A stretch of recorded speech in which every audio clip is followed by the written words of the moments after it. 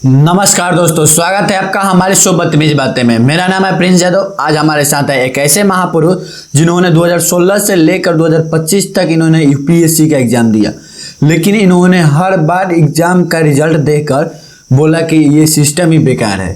तो चलिए मिलते हैं महापुरुष स्टूडेंट चिंटू जी से।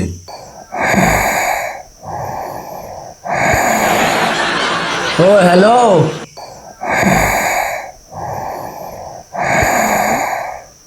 ओ चिंटू जी,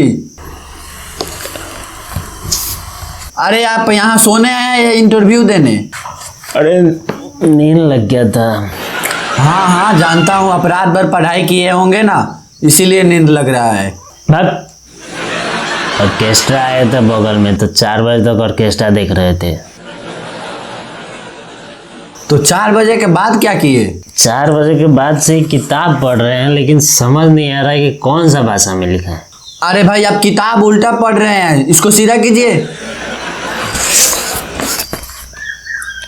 ओहो, इसीलिए भाषा समझ नहीं आ रहा था। साला 4 बजे के बाद से लेके बैठे हैं। एक किताब पकड़ने नहीं आ रहा है आपको, और आप आईएएस बनने चले हैं। देखिए, आप ऐसे बात मत करिए, होने वाले आईएएस अधिकारी हैं हम। तो जब आप बन जाइएगा ना तब बात कीजिएगा, अभी आप इंटरव्यू दीजिए। जिस दिन बन गया ना उस दिन देख लूंगा आपको। अभी तक 4 बार सिलेबस कंप्लीट कर चुका हूँ। कंप्लीट? तो एग्जाम में फेल कैसे हुए? सर, सिलेबस कंप्लीट किया, लेकिन बार बार सिलेबस चेंज होते रहता है। सिलेबस ही अनस्टेबल है। आपका बहाना चेंज हो रहा है। सर, एक बार एग्जाम में इतना कंफ्यूज क्वेश्चन था what is artificial intelligence. Sir, मैंने लिख दिया आप जैसे लोग बहुत बड़ा इंटेलिजेंस है। थोड़ा इमोशनल एंगल डाल दिया। तो आप इमोशन इंटेलिजेंस से यूपीएससी क्रैक करना चाहते हैं? सर, यूपीएससी में सब कोई फैक्ट्स लिखता है, हम इमोशन लिखते हैं। देखो भाई, इमोशन इंजेक्ट करने से आईएएस नहीं बनते, वो तो कभी कभी डॉक्टर भी गलती से कर देता है। अच्छा, आप बोल रहे हैं कि यूपीएससी का ऑल सिलेबस आपने कंप्लीट कर लिया है। जरा हमको बताइएगा कि आप सिलेबस में क्या क्या कंप्लीट किए हैं। सब कर लिया है, लेकिन एथिक्स और सबसे ज़रूरी होता है होप मैनेजमेंट। Hope management?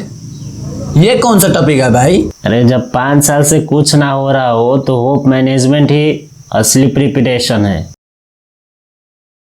अच्छा, और इसमें क्या है? उसमें 4 गो चैप्टर है। ओवर कॉन्फिडेंस, कन्फ्यूजन, डाउट और बैकअप प्लान में एमबीए या स्टैंड अप कॉमेडी।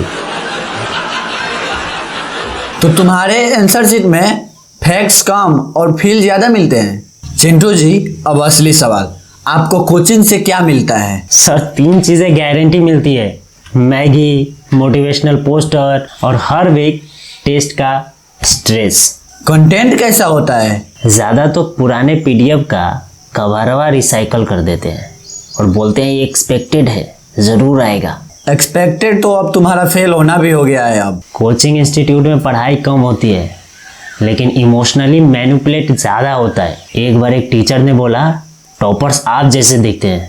उस दिन से मैंने आईना देखना ही बंद कर दिया। कोचिंग में क्या पढ़ाया जाता है? पढ़ाते तो हैं, लेकिन 80% टाइम ये समझाने में बिताते हैं कि फेल होना भी कैसे एक जर्नी है। मतलब यूपीएससी से ज्यादा टेड टॉक भी मिलता है। तो चिंटू जी, जब देश में रोजगार की हालत जॉबलेस इंजीनियर रीडर तक की हो गई हो, तो आप यूपीएससी के पीछे क्यों भाग रहे हैं? क्योंकि ये जॉब नहीं है, पोजीशन ऑफ पावर है, और जब असली पावर मिलेगी तब मैं सबको नौकरी दूंगा। वाह, अभी तक खुद को नौकरी नहीं मिला, लेकिन आप दूसरे के बारे में सोच रहे हैं। तो चिंटू जी, आपका रिवीजन का क्या शेड्यूल है? सर, सुबह उठ के इंस्टाग्राम में स्टोरी देखता हूँ, क्या पता किसी ने रोमांटिक पोस्ट डाल दिया हो। तो चलिए थोड़ा सवाल जवाब कर लेते हैं। आप रेडी है सवाल जवाब के लिए? अरे, यूपीएससी का तैयारी कर रहे हैं, पूछिए। तो चिंटू जी, सवाल नंबर 1, भारत की राष्ट्रपति का नाम क्या है? राष्ट्रपति भवन सिंह। कॉन्स्टिट्यूशन किसने लिखा?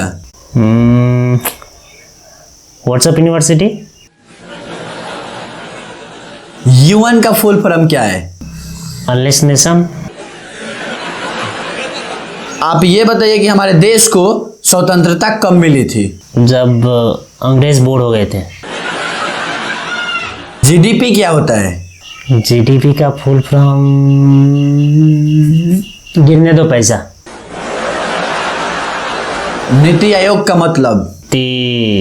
नानी इतनी टेंशन इन घर। स्वच्छ भारत अभियान क्या है? इसका चैप्टर पढ़े थे लेकिन याद नहीं यार। वाह, तो आपका आज का रूटीन क्या है? अभी तो घर जाके सोएंगे आराम से। हाँ, ताकि रात को आप पढ़ाई कर सके। बट आज फिर ऑर्केस्ट्रा आ रहा है बगल में, 60,000 रुपया का सटा हुआ है, कौन देखेगा? तो आप ये बताइए कि आपको क्या लग रहा है, इस साल कुछ हो जाएगा?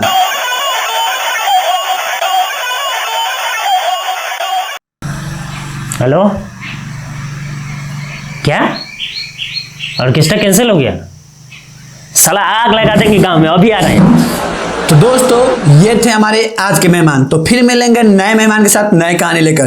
तब तक के लिए आप बदतमीज बातें मत करिए, क्योंकि बदतमीज बातें करने के लिए हम हैं। अगर ये वीडियो आपको थोड़ा सा भी पसंद आया हो तो चैनल को सब्सक्राइब और दोस्तों के साथ शेयर जरूर करें।